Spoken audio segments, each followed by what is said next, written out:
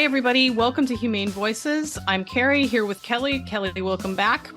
We are excited today to have some new guests. We recently sent an undercover investigator into a major trophy hunting conference, and she spent 4 days secretly recording conversations with trophy hunting guides and looking at the items on sale, some of which are really surprising.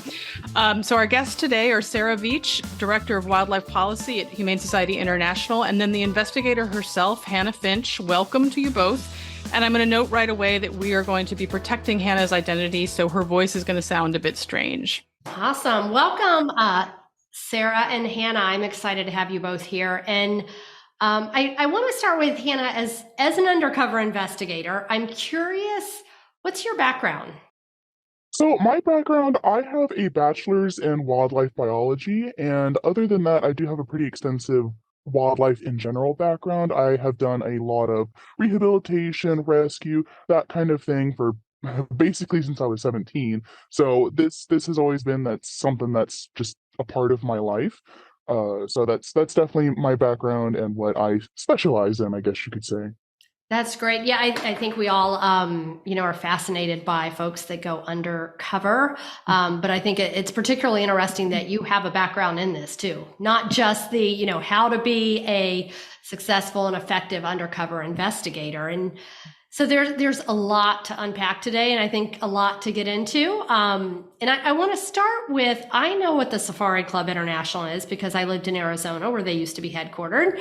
But I'm going to guess a lot of our listeners and viewers do not know who SCI is. So if you could share a little bit, maybe Sarah, about who SCI is, and a little bit maybe about this conference that we're going to talk about where Hannah was there doing what she does undercover. Yeah, absolutely. So Safari Club International is one of the world's largest hunting advocacy organizations. So they are working to promote the interests of hunters, including trophy hunters. That can be anything from lobbying your state and federal representatives, international lobbying, trying to walk back any sort of regulations or restrictions on hunting and the such. And one of their biggest fundraising and promotion events are their annual conventions, such as the one that was recently held in Nashville, Tennessee, that we're discussing today. And it's a massive event. And one of the things that we're most concerned about when we see this annual event come around again and again is really honing in on sort of that trophy hunting aspect of it. Because trophy hunting is a niche part of the hunting community, typically by wealthy hunters that go far and wide to shoot rare species. And the main point of trophy hunting is to bring back a trophy. So they're not subsistence hunting or hunting for any other reason outside of the entertainment and bringing back that trophy. And so there are major consequences of that, which we can certainly get into later. But with that major concern and with the fact that these annual conventions are such big promotions and can really drive additional hunts, we want to make sure that we're looking into it. And part of that is doing the undercover investigation to see what goes on, what's sold, and things like that. So Sarah, just spelling it out really clearly to make sure our audience understands, when we say trophy, we are talking about parts of dead animals, right? Or holes of dead animals. So this is not like a softball trophy. This is not like a soccer trophy. The trophies we're talking about are animal parts and animals. Correct. It can be the whole animal stuffed, put in weird poses, strong poses, or it can be parts of the animal. I mean, a lot of people will take an elephant's ear and turn it into a painting. They'll take an elephant's foot and turn it into a trash can. Sometimes they'll take the genitals, the claws, the tails, and it's basically these really gruesome sort of souvenirs from their hunting tourism, their trophy hunting tourism abroad and domestically. And so now when we say animals, and you mentioned a few there, elephants, what kind of animals are we talking about here?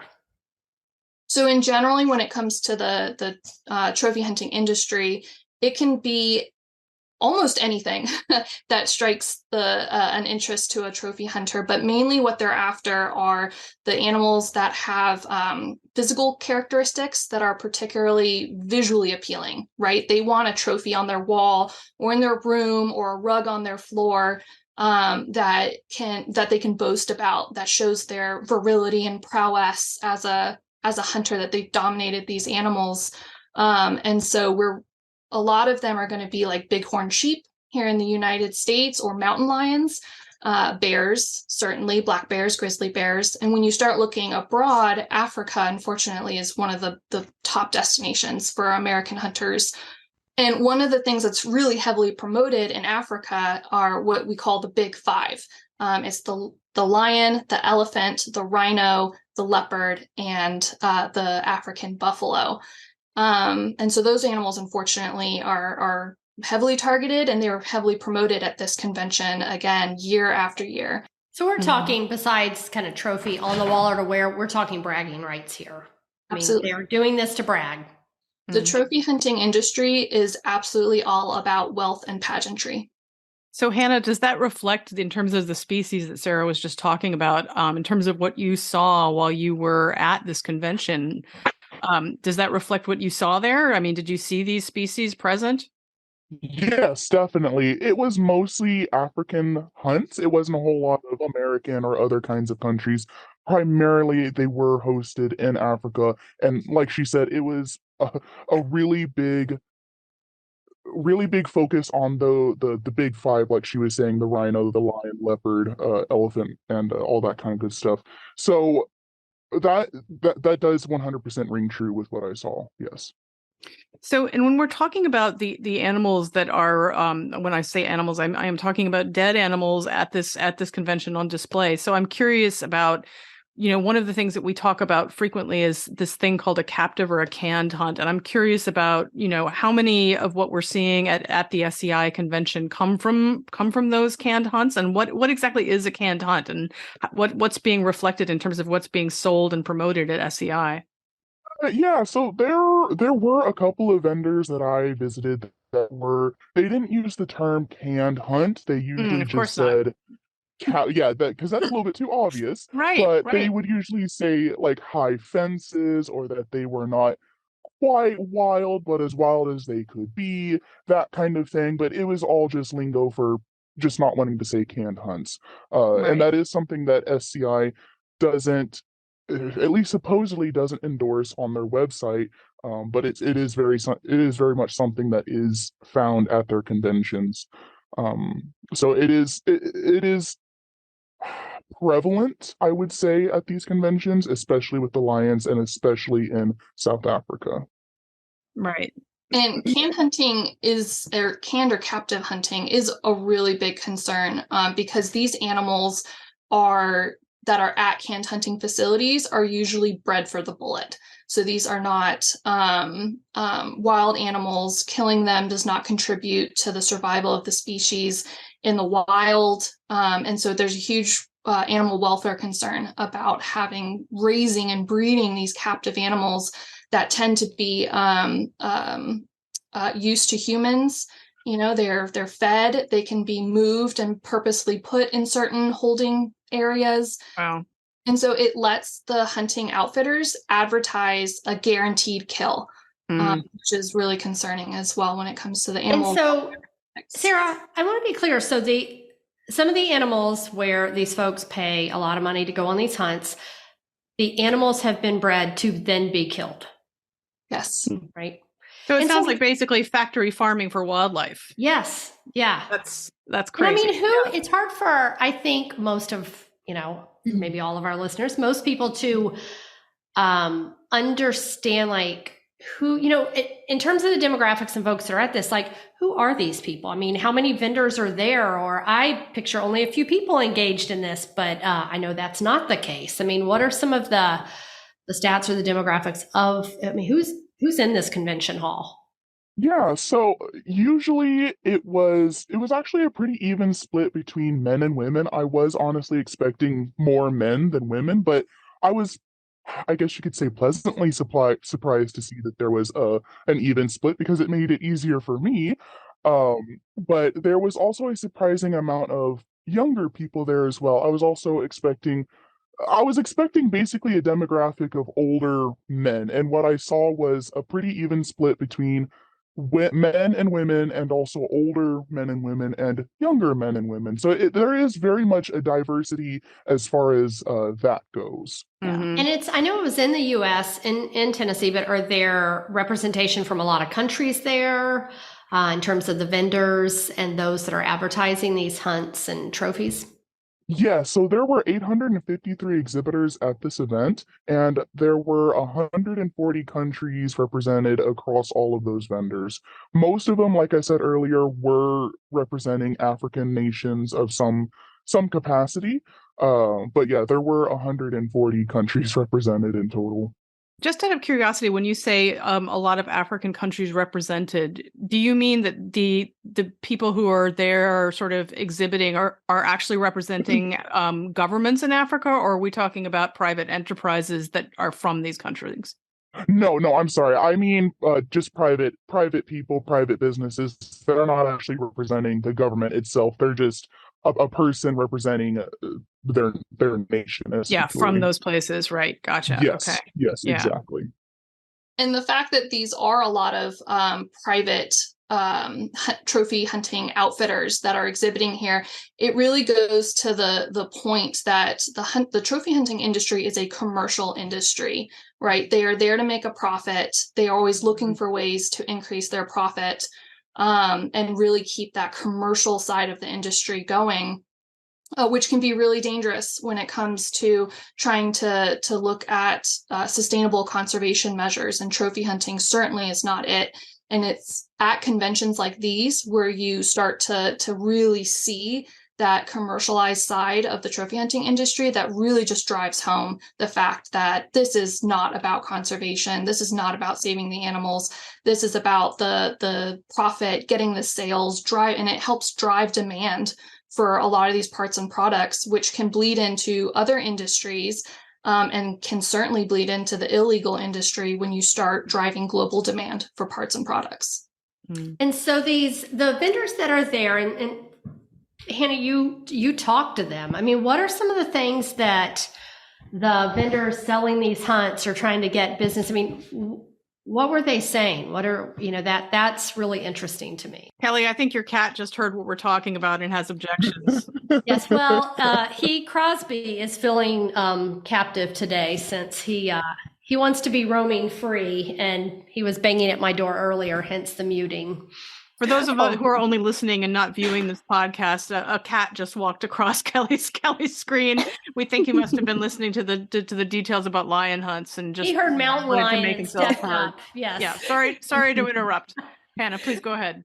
Yeah, so I went to 45 different booths, and honestly, a lot of them had the same thing to say. They were mostly talking about what they offered, what kind of species they offered, which was generally the same thing, lion, leopard, elephant, rhino, several different kinds of what's called plains game species, which is like zebra, kudu, water buck, that kind of thing. Most of them just talked about that and what the package also included, such as meals, drinks, beverages, that kind of thing. However, every now and again, I would get a surprise, I guess you could say, while I was talking to these people. There was one vendor in particular. I was talking to him about rhino hunts, and he was actually really recommending for me to go ahead and do a rhino hunt first if I wanted to do all of the big five before I do the rest, because they are going extinct, and he theorizes that they are going to be banned pretty soon for hunting. Wow. So he was specifically recommending that I go on a white rhino hunt as soon as I could possibly do it, because they're going to be probably banning Incredible. it. Just because boldly it's going stated that. Just stated Yes. that without any prodding. That wow. Yes, just up front, they're going extinct, so you need to kill one now. Yeah, I mean, this sounds like a basic supply and demand thing, right? I mean, it's the laws of the market, something that you are rarely going to be able to do. They're selling it based on that rarity, but when you're talking about an extinction, that's just incredible. Just really sad. And I mean, the folks that they're going after, these are, I mean, these are not cheap trips, right? These have to be expensive to be going to Africa. And I mean, this is a certain clientele, right? Some of the white rhino hunts that I was seeing were going for as little as $18,000. Some were going for more like $30,000. It all really just depends on the location and the actual individual fees of that business. And also if you wanted to hunt other things, because most of the time you're not just there just for the rhino. You also want to get, a zebra or something else while you're there, because I guess why not? So usually there was a pretty big spread between prices, but generally it was between those prices. Yeah, and you can just pick from a menu like you Mhm. would any other sort of commodity or item. Like they'll Mhm. advertise the plains game hunt, or they'll auction the plains game hunt, but then they'll be like, and check our website for the additional animals you can hunt and add on. And then you Mhm. look at the list, and it's just an incredible list of some of our most iconic species, imperiled species, and the such. And it's just a very bizarre way to think of these Wow. beautiful live animals out in the wild, that they would just be on a menu for somebody to go and shoot. And is this legal? I mean, you mentioned, when we're talking about rhinos, is this legal for them to do this? Yes, for the most part. And I think Hannah was about to jump in. Yeah, they advertise it as legal. Of course, I'm not the expert as far as that goes, but they do advertise it as being completely legal. Yeah. And we always have concerns with big conventions like this, right? Because a lot of times they have displays of mammoth ivory, elephant ivory, and we saw some of those in the footage at this convention. And we have pretty tight laws on moving elephant ivory and mammoth ivory across state lines, because of ivory trafficking issues that are decimating elephant populations. And the Humane Society of the United States has worked really hard on state legislation to tighten up those laws. And so we're always on the lookout to just make sure that laws are being followed. But I think the big takeaway from a convention like this is that it all is perfectly legal when it comes to trophy hunting. And the US allows these trophy hunters to import their trophies. And since that's the main reason that they're going hunting, that's directly facilitating this trophy hunting industry, particularly abroad, as well as inviting other foreign hunters to come to the US and kill our native species and then export them. So as long as we allow these exports, and these trophy hunters are getting what they want, this trophy from abroad or here at home, then this is just going to keep going. And We're the largest importer. Is that correct? The U.S. is the largest importer of absolutely, trophies. we absolutely are the largest importer of hunting trophies in the world. And according to our most recent data, which is between 2014 and 2018, the US consumed 75% of the mammal species as trophies that are regulated internationally. And it's that regulation that's supposed to be protecting them from trade, but with all sorts of loopholes and exceptions catered directly to trophy hunters, and brought about by the trophy hunting industry, like Safari Club International. They get away with importing these really imperiled species that otherwise would be restricted in their trade to protect them. So I was interested when we asked about the cost here, and Hannah, you offered 18,000 as a sort of mere bagatelle. I mean, my jaw sort of dropped. I mean, so if 18,000 is relatively on the cheap side, what are we talking about the costs of these hunts generally? Like how much can they range for, and what are people paying for in those prices? So it really just depends on what you want. You could get a black bear hunt in North America for as little as 4 grand, or you could try and get a leopard hunt in Botswana for 40 grand. So there's really just a very, very big price difference between what you want and how rare it is, how dangerous it is, and also how hard it is to import back to the United States. Interesting. So in terms of like the cost, I mean, is part of what you're paying for like going out with a guide who can show you how to kill these animals? I mean, what is actually the cost? I imagine that there are some hunters domestically who are hunting and who probably, unfortunately know how to go out and secure their own trophy hunted animal. What are you paying for with some of these hunts that they cost so much? Do you need to be qualified or have any experience? It really depends on the business itself. A lot of these businesses cover everything. They cover your accommodations. They will cover your rifles if you don't want to bring your own rifle from the Americas. They act as basically a place where you can drop off somebody and then pick them up 2 weeks later with a trophy. So that's really what the packages entail. And as far as what was the other They don't question? need experience or No, so experience is definitely not required. For myself, I was working with this story that I only had experience basically hunting coyotes, and they were still trying to sell me these leopard hunts. I was saying very plainly, I've never been out of the country. I've never hunted anything bigger or more dangerous than a coyote, and they were still trying to sell me African lions, African elephants, and there was one vendor too, well, several vendors actually told me that it didn't even matter if you were in your 80s, your 90s, how physically capable you were. None of that mattered. They could cater to whatever you needed. you have the money. They will make sure that you have booze, have the Mhm. weapons, and the ability to shoot a rhino, which, Yes. the hunting portion is appalling. But I was equally appalled watching some of the video footage, which I know we'll share in the links, of the elephant luggage, of the zebra purse, of the fur with heads still attached. I mean, there's that whole industry that was at this convention too. I mean, that this kind of fuels that. I mean, thousands of dollars for a zebra purse.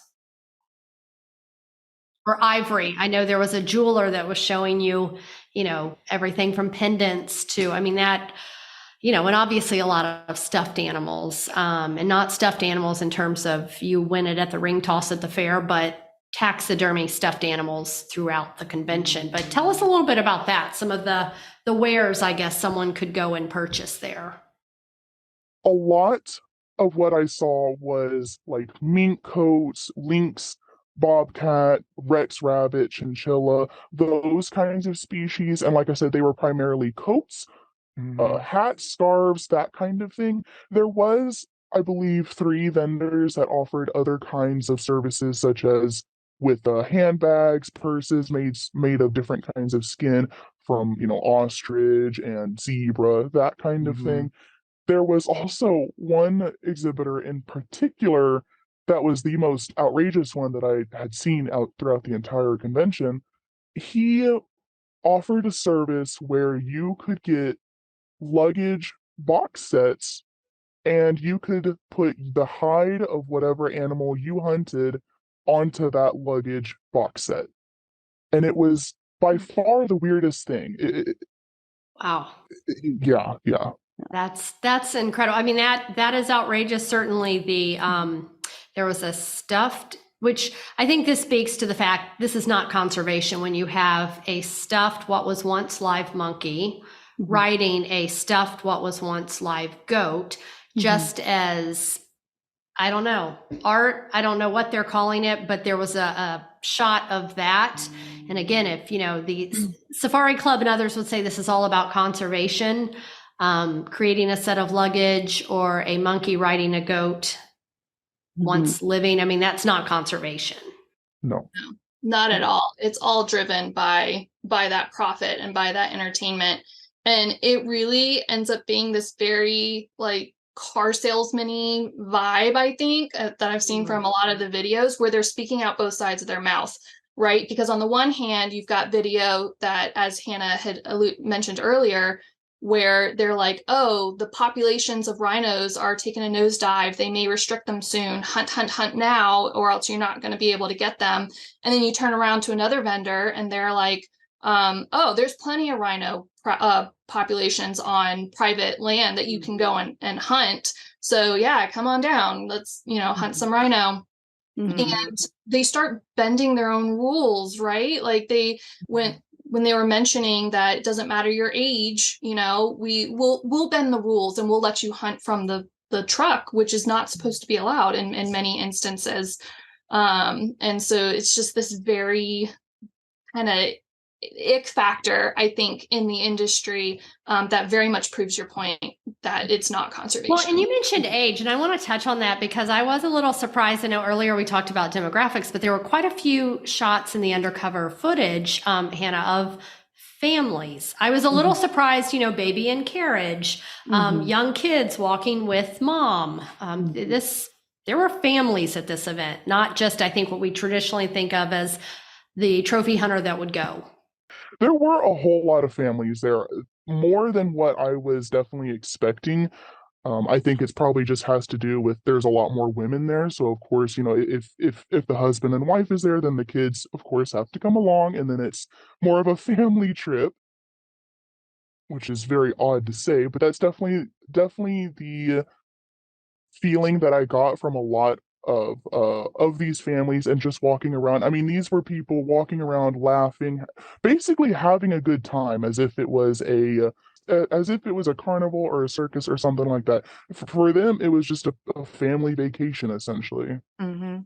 And So- that's a big problem, not Mhm. just at, I mean, as she's explaining, this is a big, like, kind of star event to be going to for Safari Club International if you're in that kind of community. But unfortunately, we see it elsewhere too in the trophy hunting community, that they're trying to make these events like family friendly events, and that's Right. You're growing the hunters of the next generation, right? yeah, and it's so dangerous because it normalizes the death of animals for entertainment and the death of animals around you and these trophies and carcasses around you in your home. And that kind of thing should not be normalized if we are going to save some of our most imperiled species. Well, and ultimately, not only growing the next generation, but they're looking for growing more consumers of their products and their hunts. So let's talk about that a little bit. At the end of the day, how much is Safari Club International getting out of this, and what are they doing with the money from the vendors, from the exhibitors, the attendees, and the percentage of all of this? Yeah, so they're raking in about $6 million out of all of this. We looked at all of the values of the hunts that are being auctioned. They came to about $6 million. We've looked at past annual conventions for Safari Club International, and their financial records indicate about $6 million coming in every year from this annual convention. And it all goes back to conservation, right, Sarah? They're giving it all straight back to conservation, I'm sure. No, a lot of that money goes to their lobbying efforts. They're trying to walk back Endangered Species Act protections in the United States. They're trying to lobby against, the bill in the UK that's going to hopefully ban some imports of imperiled species into the UK. We've got reports that they spent £1 million just on the UK campaign alone, and that's one country, and you can imagine how much then they kind of are throwing into the US campaign and all their other campaigns around the world. So Safari Club International is for wealthy special interests, trophy hunters, basically. When it comes to trophy hunting, absolutely. It's an expensive hobby, if you want to call it that, gruesome entertainment industry. As Hannah said, it's tens of thousands of dollars to go on the hunts. From one of the past conventions, one of the records, I think somebody auctioned off a black rhino hunt. Black rhino is critically endangered, for $400,000 for that one hunt. And actually, in reviewing the footage that Hannah got at this one, they said that they got a shot of this black rhino horn trophy that said it was hunted in 2015, and that's when that $400,000 hunt took place. So I have my suspicions that very well may be the trophy from that hunt. But the taxidermy and the making of these trophies are also hundreds, thousands, tens of thousands of dollars, depending on what kind of trophy you want out of them. This is not a cheap endeavor. And that's, I think, part of what brings in the money and why it's so dangerous when it comes to driving demand on the profit side.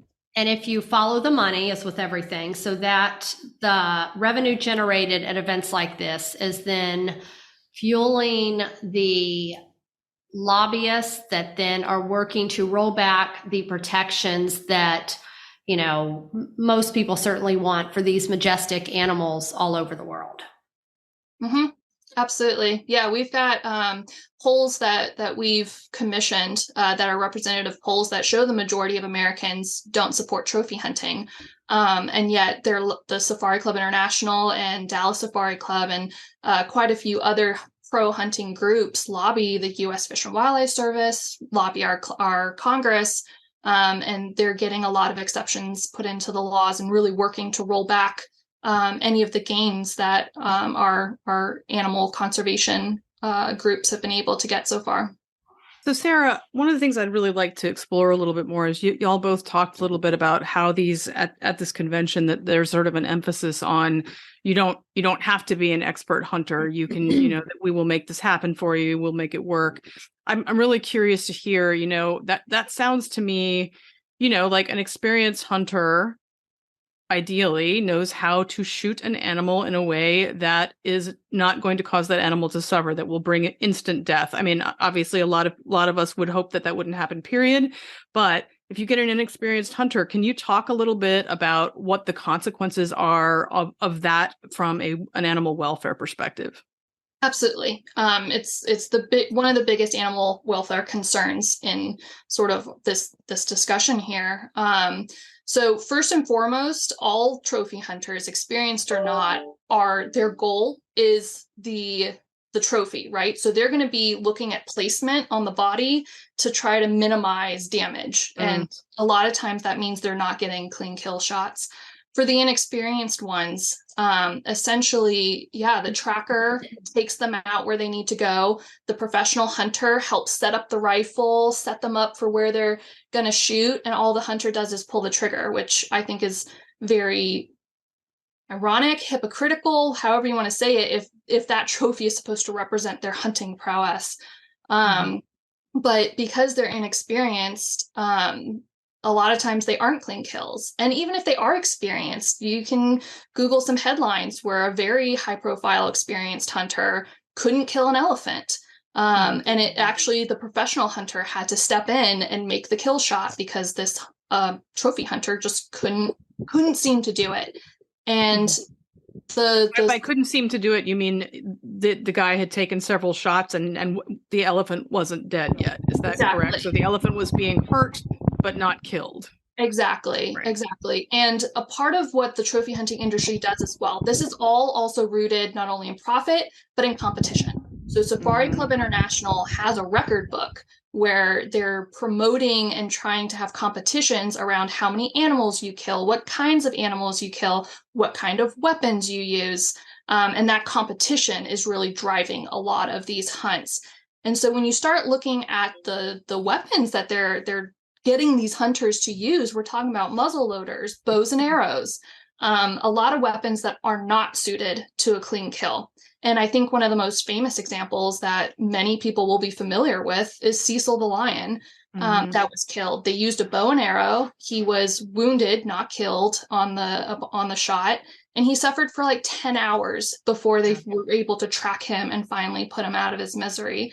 So that animal welfare concern is very real and very prevalent in the hunting groups. Well, and I think we learned from that, because so many people, you're right, would remember Cecil the lion, that was a very pivotal, I think, experience for animals. And certainly the ultimate death was not in vain because so many people, that was an international story when the Dr. Palmer, the dentist, did that hunt, that I guess the upside of that was that so many people got educated on this issue. And I think people that didn't know it happened or just weren't familiar with these types of hunts and with this happening in other places, certainly not like you all are familiar. They said, well, wait a minute, this happens. What can I do about this? I mean, this is horrible. I think people were really outraged about that, and it just raised so much visibility for the issue. And so,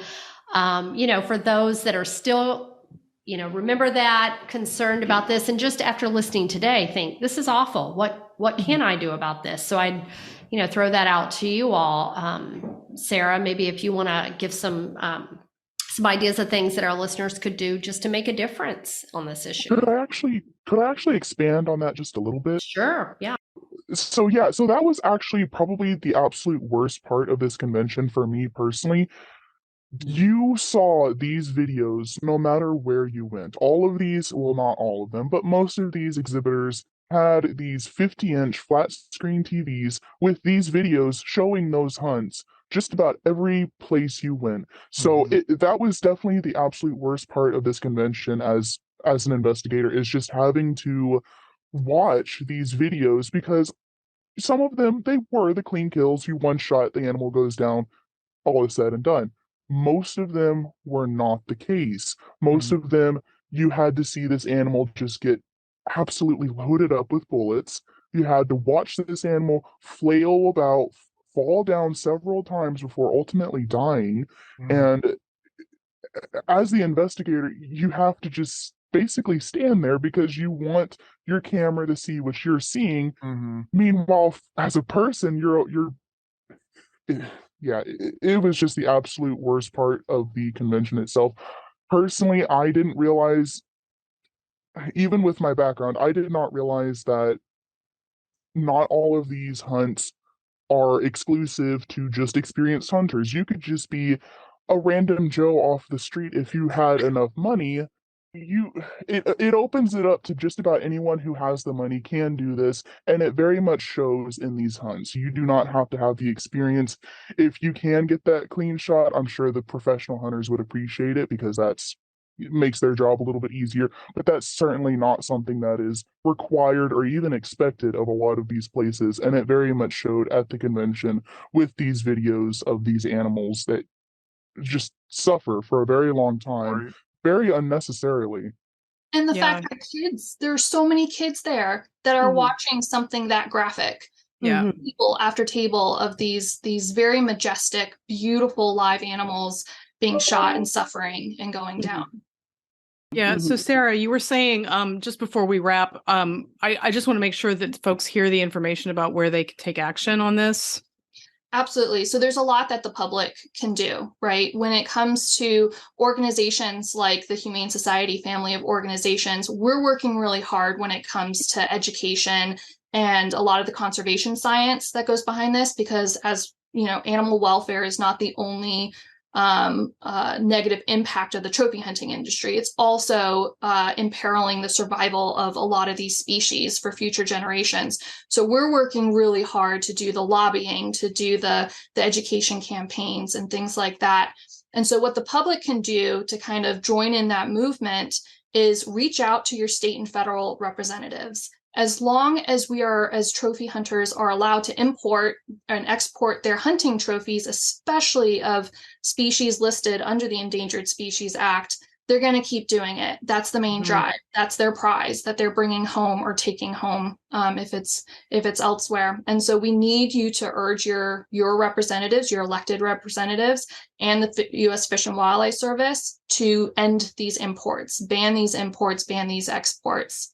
Another thing that you can do that's more current, if you're listening to this pretty recently on publication, is that the U.S. Fish and Wildlife Service is currently trying to change some of the rules at the agency to make it a little bit harder to import African elephant trophies into the U.S. And this would be a really good change. So one of the things you can do is first educate yourself. You can go to humanesociety.org/trophy hunting, and we've got tons of materials there where you can read up on a lot of the facts and statistics on this issue. Thanks so much, Sarah. Well, you guys, this has been some very disturbing information. Thanks for being here to share it with us. And Hannah, thanks for doing the work and going into this situation and absorbing all this tough stuff so that we don't have to. But we really appreciate hearing about it, and hopefully we'll have some listeners who will take action on their own. Because I mean, the idea of these animals are being hunted to extinction is just deeply disturbing, especially for a bunch of stuffed parts. Everybody, listeners, thanks so much for being here. We will see you on the next episode of Humane Voices.